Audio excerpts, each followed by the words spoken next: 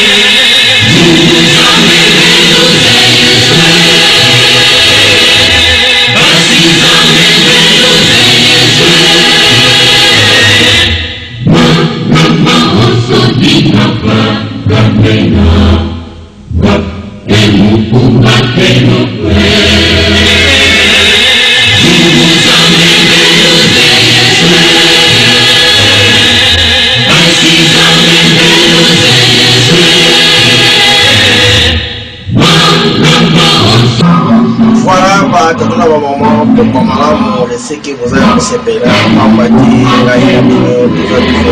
solo vous allez kobeta malembe c'est que vous avez vraiment essayé bandeko bazali na Facebook za kola bambote na bino pe bandeko sur YouTube bambote na bino c'est que moment tozali moment ya éveil de conscience moment où ezali bazali ko réfléchir moment où ezali bazali ko kanisa moment bazali ko beta ko luka azali toza ebele mutuna oyo azali ko comprendre azali ko talisa baninga wana pe na ndenge azali ko yoka azali ko pesa baninga wana pe ndenge zo ba inspiration azali ko pesa baninga donc eza sous moment que responsabilité za epa ya mutu moko mobiso nyo toza na responsabilité moko ya koluka ndenge nini photo za la poto s'en sortir kotika teke bamsusu abangande bazo sala abangonde biyende kam tazana ba connaissance ebele abiso nyo toza na biso kaka ndenge wana te biso nyonso foto kota mala moko na danse ya koluka makambo tokosala ndenge nini poto s'en sortir vraiment le mal est profond parce que ça est belé il faut tant aux inspiration tant aux inspiré tant aux initiation tant au kutani na ancêtre tant aux ancêtres bazali ko lobela yo tant aux ancêtres bazali en contact tant aux ancêtres bazali devant yo vraiment ça là effort wana ya kopesa pesa ona baninga mosusu bayeba batala ndenge nini bakokomela makambo na bango parce que tozana ngo point ici les autres na effort de ça non tandra ba mama ngai wa bino nazali awa pona to soba lisusu kombo monja teme chami wana ona yebisa kibino lelo to so lempe sorte ya nzambe nini oyo fo a développer Afrique la RDC fallait tozala na nzambe nini parce que actuellement na moment tozali awa lelo za première partie de mikolo ya to pito après 2-3 jours ça sur deuxième partie nzambe nini to ko sale comme d'habitude avant to banda musala na biso ya koloba to ya kosolola bino il faut tozwa libondeli oyo mbikisa tikaki po yango nde pesa biso nguya yango nde pesa biso force yango nde pesa biso makasi na sima ya libondeli bongo tokutana to sala lisusu makambo ndenge tokendaka nango tika tozwa libondeli mobikisa tikaki yakati lomba vantese bino batete banjombe kadi tulombe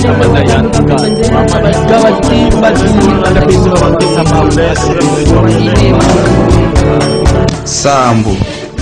lukuba matwa sambila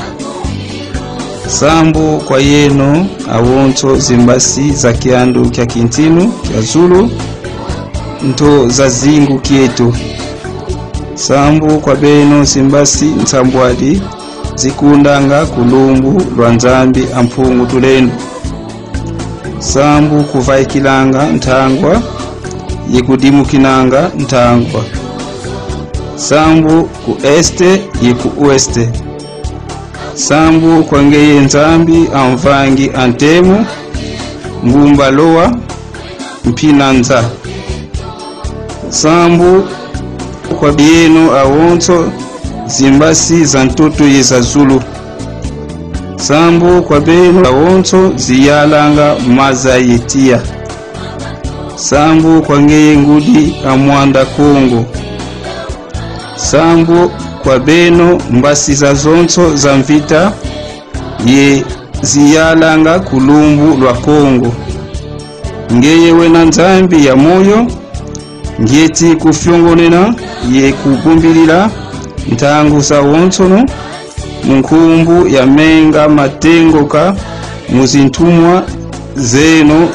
za wonso ye mvwesolo awu yikulombele dio ye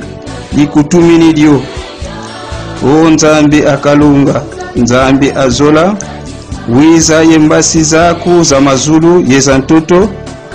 mutulula mabanza yebubu betitatamana vwezila zola kwa kintino kyaku ndombelevo mvita ya bwadiaka kumputu mfasi nkanda wa ndombe wasikama ye walenda diaka vutukila kimbuta kyandi kikawombesa tukila muntangu anda bika luwawanu lwaku lwazituswa yebika wasakumuna nkangu wa Kongo ikanda lya ndombe wanti za wonsono za ntoto ingeta ingeta ingeta ingeta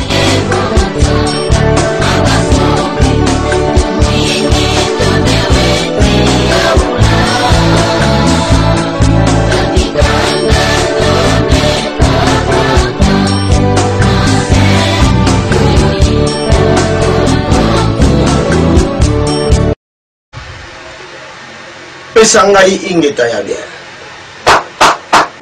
bakisa lisusu ingeta ya bien ingeta merci beaucoup batatala ba mama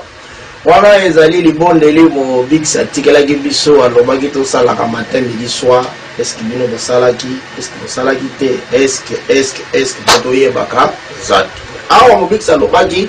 prière oyo to sala ngo matin midi soir soki to sali prière oyo te passe na biso silate malheureusement ba chef spirituel bazali ko embrouiller situation pour la koliana ko mela pouvoir ya mokili ezanga na mo vraiment toma makasi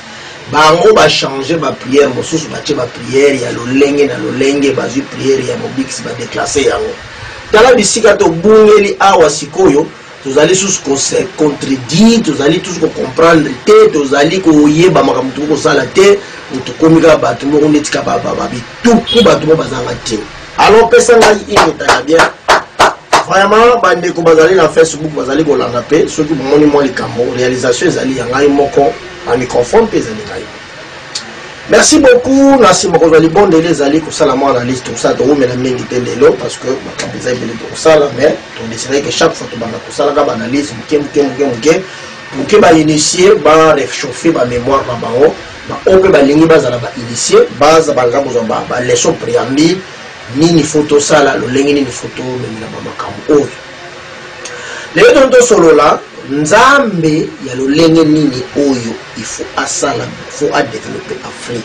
nzambe nini faut to salela pour na développement ya Afrique nzambe nini parce que awa devant biso na Congo tozala na Congo place nazali tozali déjà na banzambe ebele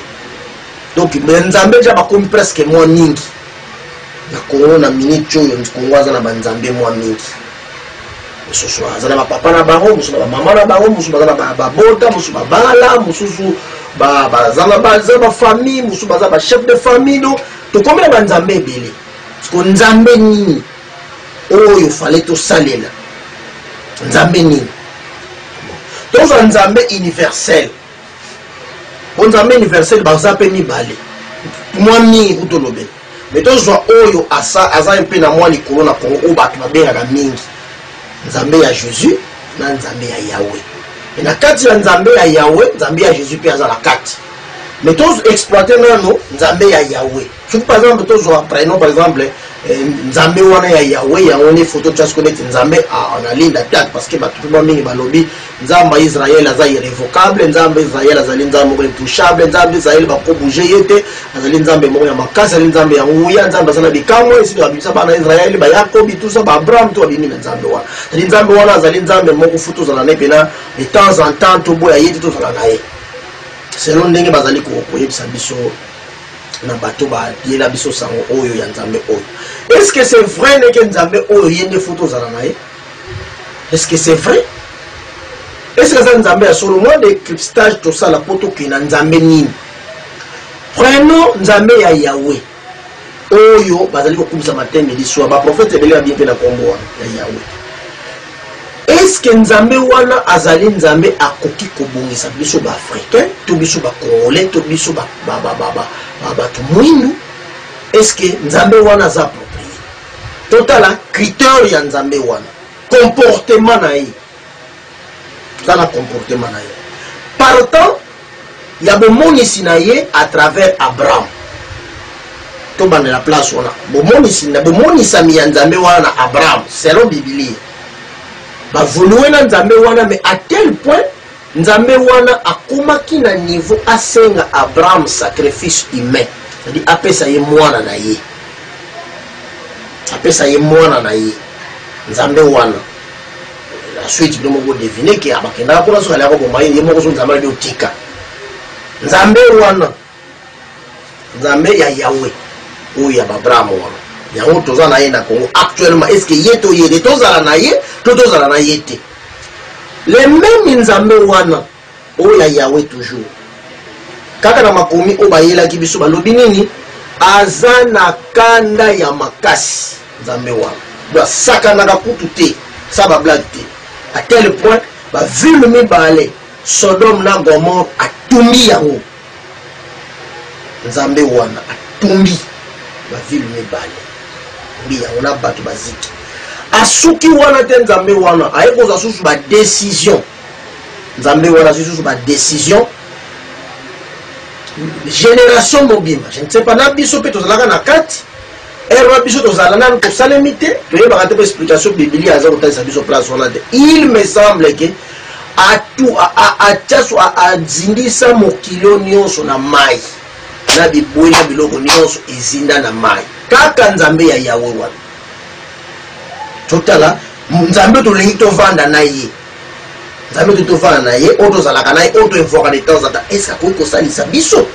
est-ce que akomemela biso développement mais totala comportement na ye est-ce que penza ezali il y a un dieu ou comment eza théâtre to ndenge nini na toke na conclusion te mais tozokende na ba comportement ya nzambe wana oyo tovandisa na Congo oyo fo bongisa biso oyo fo pesa biso mpipo oyo fo asalisa biso oyo fo ene biso oyo fo pesa biso makambo nyonso toza nango besoin nzambe wana mais tozongisi suma mwa marche en arrière nzambe wana ya Yahweh azwi libota na ye atie bango na bowo kaka nzambe wana mais likambo ya pasi ezani libota na ye fa pesa bango mokili mosusu c'est-à-dire fana wana bowumbu na Egypte pour bakende na Canaan mais si bango mboka wana eza habité na bato na kopesa bino yango mais tango bino bokende na boko se battre atel bakomaki quelque part à 12 ou 20 km na Canada tina ki batubaki nekotala mokili oyo bakene kovanda parité tango bakomaki kuna bakomaki mpe mbidinga bakomaki kuna baye kovisite mboka bato bazaki milai tout ça et Israël azwa mboka wana bana Israël selon ndenge biloko talisa biso na bitumba baboma bato mais entre temps baza na kati ya saki na bango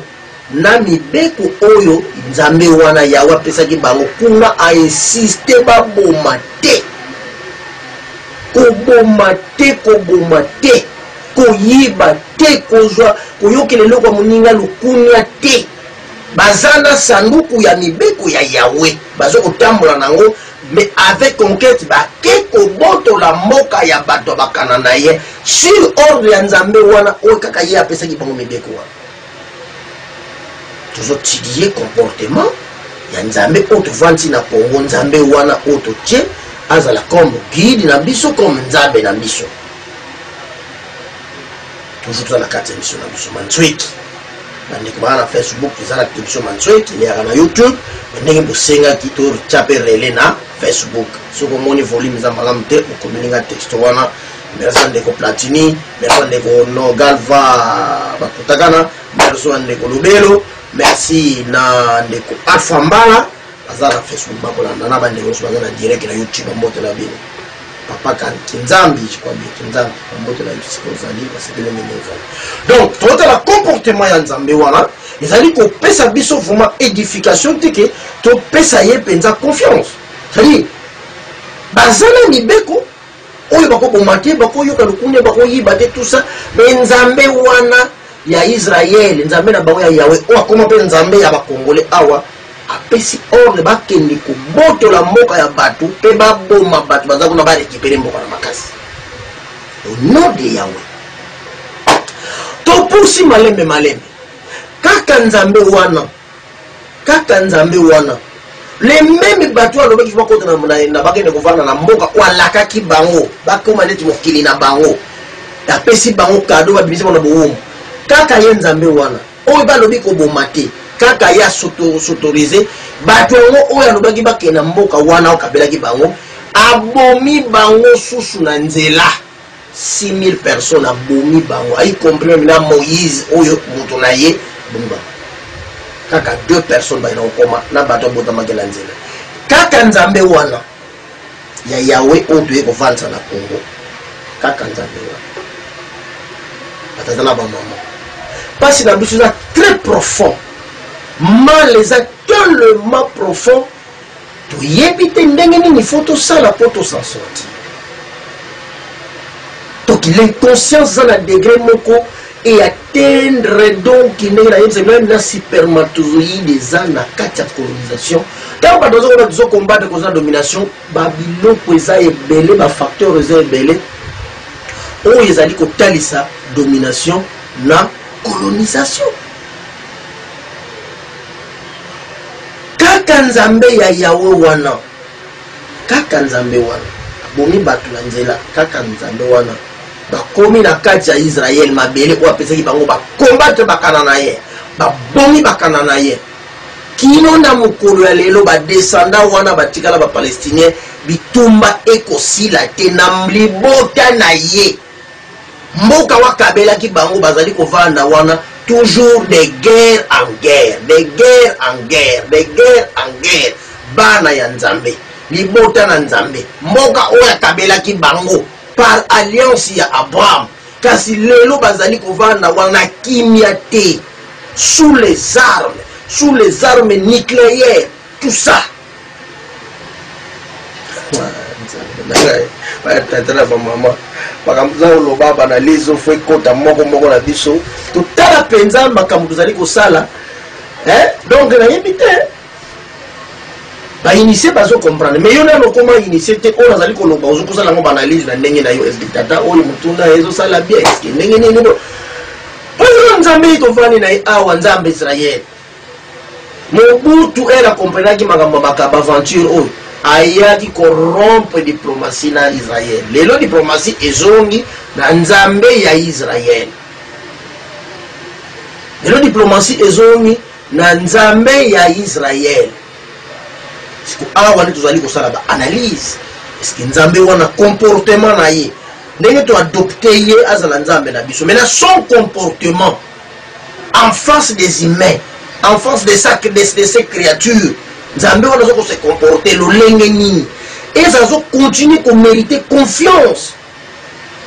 to ebite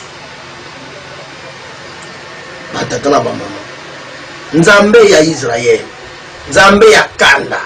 nzambe ya assassin, nzambe ya kuluna, nzambe ya criminel, nzambe ya criminel toke kozwale oyeleza po to progresser nzambe ya Israël wana nzambe ya Israël apekisi bana Israël balinga mwasi ya moninga te kolala mwasi ya moninga te koyokela pe motema pasi te nzambe ya Israël beko apesaki bango yango wana ye moko nzambe wana ake kolala mwasi ya bato ya papa Joseph atie Yezeli aboteli biso mwana babengi Yoshua ya Mashia pour les intimes Jésus-Christ kaka nzambe wana asala alliance na batu yango asali alliance abomi bango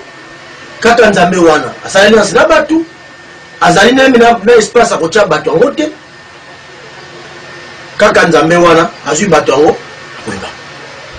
kaka ye nzambe wana apekisi koyiba eloko ya mutu te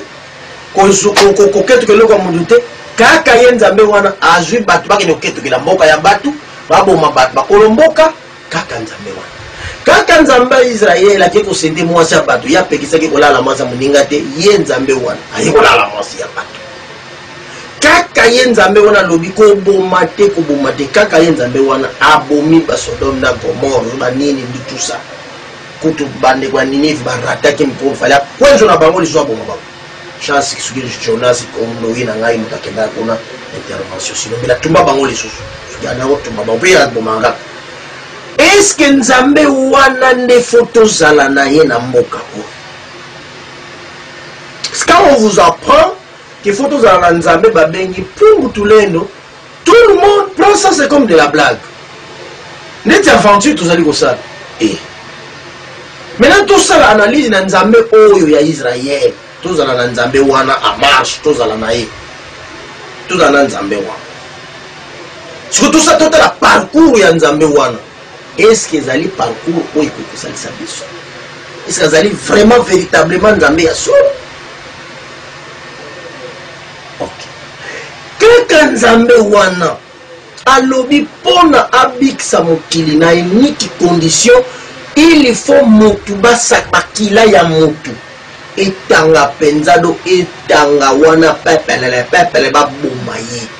nzambe wapekisa baboma mutu nzambe apekisa basase me ye alobi pona mokili oyo ezwa kimia alimbisa mabunga na biso nyonso.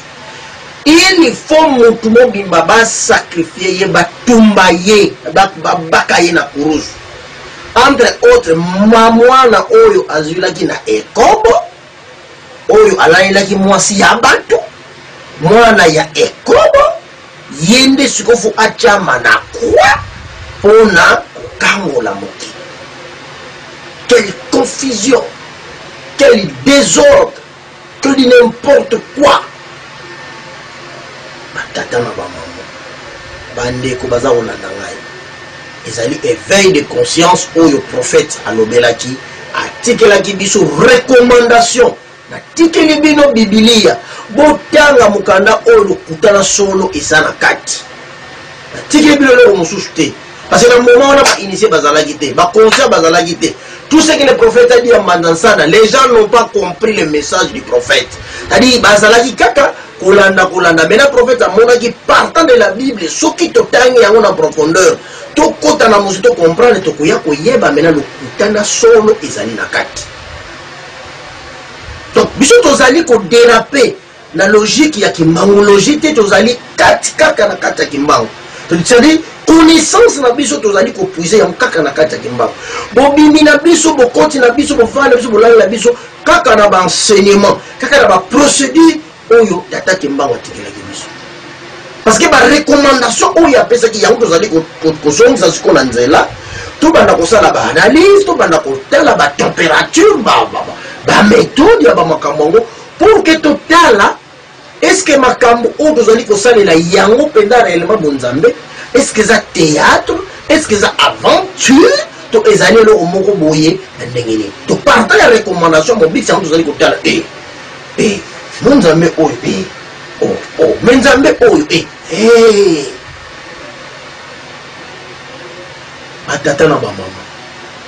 batata na bamama bandeko balandi internaute bazali kolanda biso bazali kolandaka tout moi benchumantsweki pour aimer émission pour partager émission et puis tout ça là bas débat surtout si c'est bon ça studio la biso to ko bana ko ça là bas direct bino bozali ko benga bozali ko solo ba o bazali pe na numéro na sur Facebook so ko pe ko benga o bengi to solo so ba o nes bana zo mona bazali ligne awa una ko benga ani ko YouTube ko kina ko benga numéro za affiché wa ko ko benga donc batla ba mama nzambe oyo ya yawe nzambe oyo za nzambe ba problème et son comportement ya mabe yango pe ekoti na population africaine comportement ya nzambe ya baisraël kikuluna ekoti kimobulu kona la basa batekoti kindumba ekoti koboma batekoti kowela na mabele ekoti tout ça obotra mabele ya batu ekoti ezali comportement ya nzambe ya Israël. Nous sommes tous en difficulté aujourd'hui et tozali na bozali ko imiter makambo ya nzambe ya Israël ou azali criminel ou azali assassin ou azali adultère ou azali ba qualification belé on peut démontrer bino comportement ya nzambe ya Israël. Dieu dans la première partie ya kotidier nzambe oyo toti en place est-ce que réellement zali nzambe oyo ko penza ko salisa biso ko sunga biso je ne sais pas répétez donc matitana ba maman nzamba Israël azali nzambe ya pasi azali nzambe ya nzambe moko azali ko monisa biso pasi penza donc tozali ko comprendre te nzambe ya ndenge nini oyo toko ezala na ye donc batisa ba mama ba oyo basambelaka yawe faut botala sikoyo parce que tozala no inconscient et loko nyonso bakoyebisa biso tokondimaka parce que tozala na colonisation tozali mpe effort moko te po tondima na makambo oyo nyonso bazali koyebisa biso tozali kaka koyoka yango lolenge bazali koyebisa na biso yango alors partant de biloko wana ozoyoka wana donc tozomona kaka eza nango normal Batrabi na kombo na Yahweh, Yahweh azali ko biksa, Yahweh azali ko sunga biso parce que Yahweh azali nzambe ya solo, ya sala mokili na se. Alors tozana quand même pas to vérité que Yahweh wana asala na ye eloko tepe azali na ye nzambe ya biso nyonso, azali nzambe ya solo te, azali kaka étiquette ya eloko moko ba fabriquer et sili. Yahweh za komi poser ba question ba prophète ba bimi na makambo wana o yazo mona Yahweh solo la Yahweh wapi. Omonela ye wapi. Yahweh za eloko ba créer la deuxième partie to yoka ba intervention ya lenge kwezo la siki Yahweh asale mate za lokuta mais nzambe ya Israël tozwi Congo toki ko pesa Congo na maboko ya nzambe ya Israël tozali ko prêter serment ba konza mboka na kombo ya nzambe ya Israël tokumi tozoko ko senga bénédiction na mboka oyo na kombo ya nzambe ya Israël alors fallait totala comportement ya nzambe ya Israël lolenge nini asanta ja batu boni nzambe wana batu ya longola na Egypte na boum ayecha na mboka wana kilo na mokola lelo bazana kimia te abasko action wana ya nzambe Israël asalaka na bana Israël wana ndenge bazo yebisa biso asala ya susu action mususu wapi kutu tanga longoli bango kona badabo wumbu aye ocha bango li parete na mboka wana ya Kanaan apesi bango yango kado bato wango apesa na mboka Kanaan bato yinzambe ya solo apesi babele wana kado bakota susu na bohumu na basirien na baperse na baromais batata na bamama mokoloni tokozwa conscience nzambe ya Yahweh nzambe Dieu d'Israël nzambe oyo est-ce que azali nzambe tokotia confiance olongoli batango na Egypte oyena bango na mokila bato botoli eba yena mboka wana ba yesu ba wuti na bohumu na Egypte soit disait ye okangoli bango longoli bango na passe Yawe oyo oza aventurier oza nzambe ya ndenge nini oye na bana bato na kanana ndenge baza kotalisa biso bakomi kuna bakoti lisusu na bowumbu mosusu ele biso na Congo awa toza na biso conseiller na makambo wana te tobengi susu nzambe wana ya Israeli d'abord kote kutabanela makambo ayeshua ayeba ina biso susu awa akosala eloko nini nzambe ya Yawe eloko ni akosala kote alongolela bato akena bango bakota koto susu bowumbu awe pa na biso nde awe akosalela bikambo awe pa na biso nde awe akopesa biso développement awe pa na biso nde awe akopesa awe akobongisela biso mboka awa pa na biso nde biso bantsumbu tokocreye na kombo na Yawe awa na pa na biso nde tokolongwa na bowumbu ya ONU ya OMS ya FMI na kombo ya Yawe wana kote ya uta eshue bato alongola na ngipiti kuna soki na nene wana bato wana basoko yoka pasi na bakoti na bowumbu kino na mokolo lelo bakomi kutu ba expert de fabrication des armes nucléaires pour na kobunda bikobunda mabele oyo Yawe kopela o problème batata na bamama bandeko bazali ko invoquer nzambe Yawe boza juste to boza juste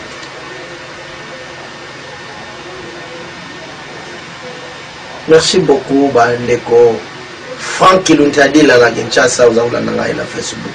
Merci beaucoup mbote na yisikiza. Monsieur Omar Nzungu mbote na yo. Te complexini bi mi mbote na yo. Très bien. Ah mon ami vous avez bien wala bola na ngai. Merci beaucoup. Donc batata na ba maman passe na biso ezali très profond. Makamu nyonso ko importe na ko importe makamu nyonso ko importe na ko importe mukolo nini oyo biso to kozala stable kolo nini oyo biso to kozala stable donc bataba mama na première partie oyo nzambe ya Yawe azali nzambe ya lokuta nzambe ya Yawe azali nzambe ko salisa biso ti nzambe ya Yawe azali nzambe oko développer mabele Afrique te nzambe ya Yawe azali nzambe oto ko invoquer te nzambe ya Yawe azali nzambe ko bénir biso te nzambe ya Yawe azali nzambe oyo ya solo te nzambe lokuta donc na nzela ya nzambe wana to ko s'attendre na eloko moko ya malonga te parce que azali nzambe ya lokuta comportement na ebuta na ndenge bazali koyebisa biso ezali comportement ya mabe ya malamu te etamboli ya nzambe wana wuta na ndenge to wutu kotanga na mukanda na ye oyo bayela ke biso mukanda ya Biblia comportement ya nzambe wana eza tellement mabe susu makasi kozali nzambe moko akoko soko mériter lisusu respecter akoko mériter susu confiance te kazali nzambe moko très compliqué côté a wuti ko sali na musala asali musala moko mabonga te nyonso zali na mabe donc bakonzi ya mboka ba intellectuel bandimi o bazali kondimela Yawe wana tuka soki bozala bon ata bozala conscience te mais soko zuli bako kolanda vidéo oyo banda déjà ko sala marche en arrière pe kota na site na komona émission na sala ki nzambe ya mpongo batu me bazali ko témoigner nzambe ya mpongo wana toya ko za deuxième partie mais a tuzali nanu ko sti parce que botini ba message belé maintenant siko yo zo ka nzambe ya mpongo mais saka ye kaka Yawe ti nzambe ya mpongo na Yawe saka eloko moko bazali eloko moko te biso bakoko na biso baye ko yebisa biso ti tozo ko kwa ti tozo kuta histoire basala alliance na nzambe ya mpongo sala alliance na de kombo nzambe wana yebisa bango kombo na nzambe ya mpongo apesa bango religion te apesa bango église te apesa bango ba principe o ba bengi spiritualité soki bosali boy mukomona boy so bosali boy mukomona boy so bolingo bela no bosala boy so bolingi bobela bakana nzambe wana nde nzambe wana biso tozana ye besoin o ya nzambe ya mpongo asala alliance na bakoko na biso bon soki toleye toli tokota na alliance ya Yawe nasalaka pe émission me bato to kotala ba vidéo na ngai otala okomona to kotaki na nzambe ya Israeli ndenge ni mécanisme nini kotaki biso kuna ni nos ancêtres ni nous-mêmes ni par adhération ni par contrat ni par quoi qu'il ce soit to koti kaka na makambo ya nzambe wana na loyenge kaka boy to koti na makambo ya nzambe na makambo ya Yawe excusez-moi Est-ce que nous sommes sincères? Est-ce que nous sommes sérieux? C'est très grave. Très dangereux. Donc, Nzambe wana ya Yahweh ezali Nzambe moko très compliqué. Faut être très prudent batana ma maman na makambo kolandaka Nzambe.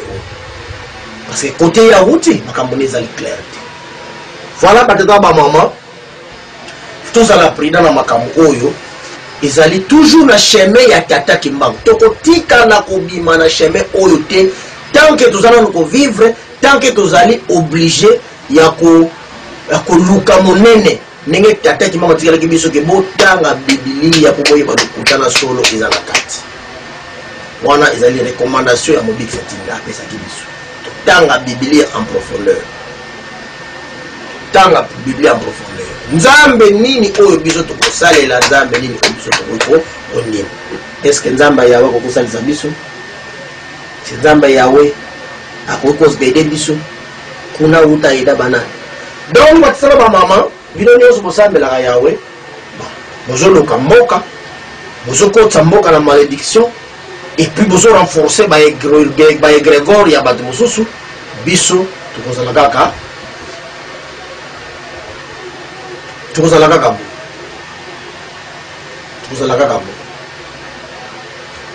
bo. Donc vraiment tozala très prudent, tozala maele pamba te makambo ya Nzambe oyo ya Israël ezali makambo ya pasi. Kasi na tshela bino mwalo yembo muke muke boyo kana no mwalo yembo ona mutshela bino.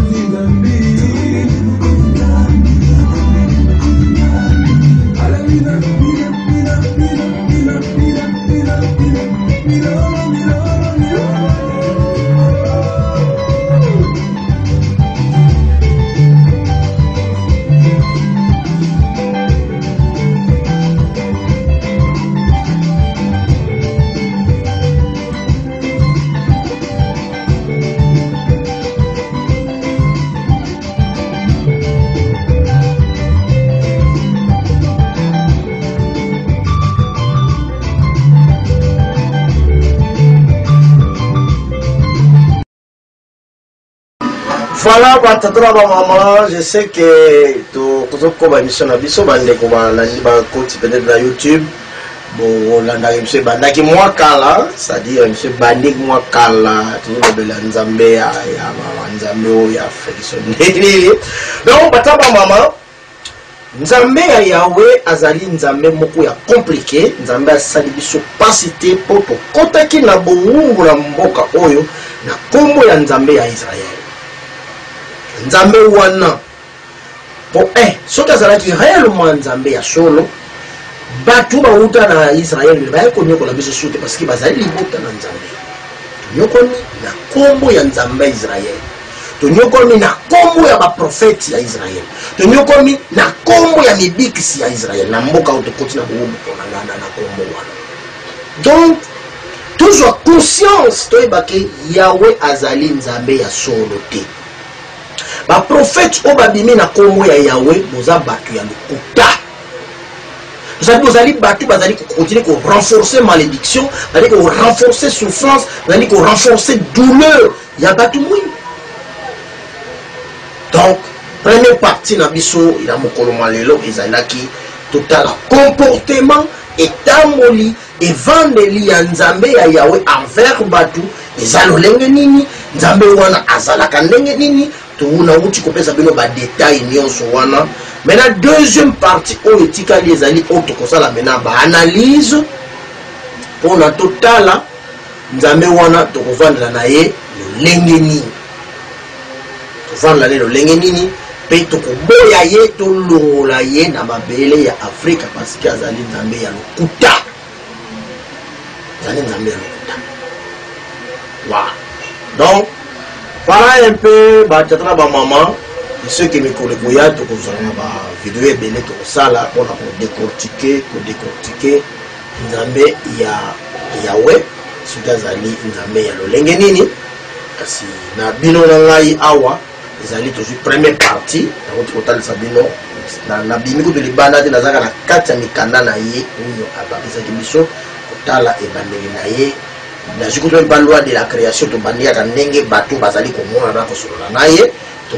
progresser ti la libota naye to progresser na ndenge ba continue bo tout ça dans total ka comportement ça ka analyse mu poussé ya comportement ya Yahweh ya en conclusion ce qui bino pour ça les conclusions lenge mo na ngai ezali nzambe lokuta azali nzambe oya kotikala ka ko développer bisoté azali nzambe oya kotikala ko aider bisoté azali nzambe oya kotikala ko pesa biso eloko moko ya malonga te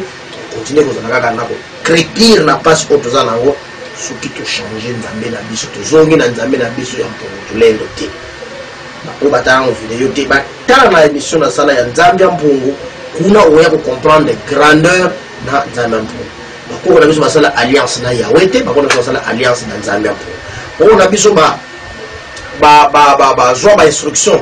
ya spiritualité bazula na maboko ya Yahweh, bazula na maboko ya Nzambe pour. Que chacun de nous longola na ba prière na maloba na yo na ba invocation na yo pour adresser ba prière et pas ya Yahweh parce que azali Nzambe likuta, azali Nzambe créé de toutes pièces, azali Nzambe oyo, azali lolenge moko na biso te, ba ancêtre na biso ba yebiyete. Envoyer na biso ba yebi ete pe ba prophète na biso ba yebi nzambe wana te awande to ko fixa émission na biso analyse na biso ya nzambe et c'est que deuxième partie to ko zala sosonga na bino na 20h ou 21h on to joie deuxième partie parce que na botika bino te sans que na pesa bino bénédiction comme d'habitude tika li pamboli ya mpungu to za la kati na bino tika mpungu to za la nzambe na bino tika mpungu tulendo asunga biso tika mpungu tulendo afola biso ba cerveau pesa biso conscience apesa biso maturité spirituelle asonga c'est la biso spiritualité na kombo ya komba na kombo ya bibiksi na biso na nzela ya tata kimbangu ye azali mo biksi pe ye azali kotambusa makambo nyonso apesa milaki responsabilité ya bato kofa pe ya bomoyi to sengi yango na kondima na kombo ya mpungu tulendo botika la malamu ngai na bientôt komona ko zali ko ya ciao. Centre Bravo Plante. Allez, besi Kimpese, besi Lukala, besi Congo Central, tukude na timo. Bandeko ya Kimpese, Lukala, Mbanza Ngongo, Kisanto, Kwilungongo, Congo Central Mobimba. Bomitung Santé, solution à bino, ezali toujours Centre Bravo Plante. Centre Bravo Plante, azali ko salisa pe ko prévenir biso na ba maladie pelé. Bino bozali na Kimpese, na quartier 1, quartier 2, quartier 3, quartier 4. Centre Bravo Plante à votre disposition. Nous allons traiter 33 maladies à base de 119 plantes médicinales. Dans le centre Bravo Plante, nous avons le bico et zalikakana à base de 119 plantes médicinales. Dans le traitement et prévention. Dans le centre Bravo Plante, bakis nyonso ezali na dosage nango. Soko ina centre Bravo Plante, en tout cas qu'on a décidé, okozwa mbala mokolo biko kakana bakisi oyo et salami nanzela banzete, kis lokola, kamaso.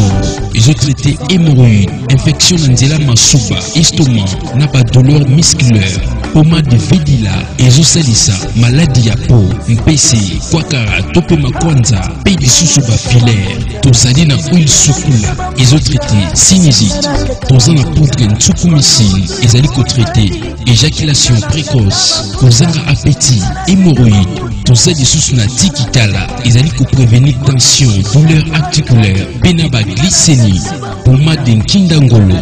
ezotraité la douleur articulaire, musculaire, fièvre péprilure.